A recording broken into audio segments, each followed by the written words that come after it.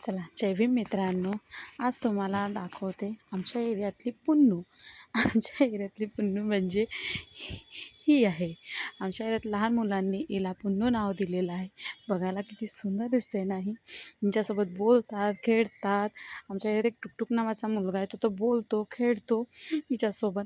मग ही दुसरी मोठी पुन्नू आहे. हिला भूक लागली होती, ते हिला काही खायला देऊन दिलं होतं मी.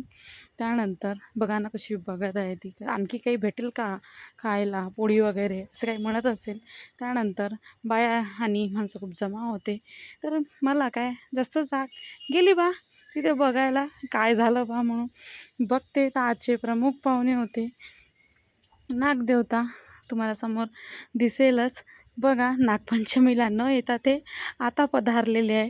त्यांना ताईंना म्हटलं, ज्यांच्या घरी निघाले होते, तुम्ही पूजा वगैरे काही व्यवस्थित केली नसेल म्हणून हे आज पधारले. बघा ते कसे बघून राहिले, एक फणा काढूनच बसलेले होते होते रे बा. मला तर भीतीच वाटत होती, तरी मी कसा व्हिडिओ काढला मी. त्यानंतर पाण्याने हजेरी दिली. मग काय लगेच घरी आली आधी आणि पाण्याचा तुला व्हिडिओ शूट केला आणि आधी कपडे काढायला आली. कपडे वगैरे काळकूळ करून घेतले. बघा दिसतच आहे तुम्हाला समोर. त्यानंतर मला काही जास्त जाग गेली आणखी काय झालं बा म्हणून नागदेवताचं. त्यानंतर ताईला म्हटलं आधी पूजा वगैरे करून घ्या. नागदेवताच्या चक्करमध्ये ताईची पूर्ण पोहा ओला होऊन गेला आणि चण्याची डाळही ओली होऊन गेली. नेक्स्ट ब्लॉगमध्ये सांगते की नागदेवताचं काय झालं.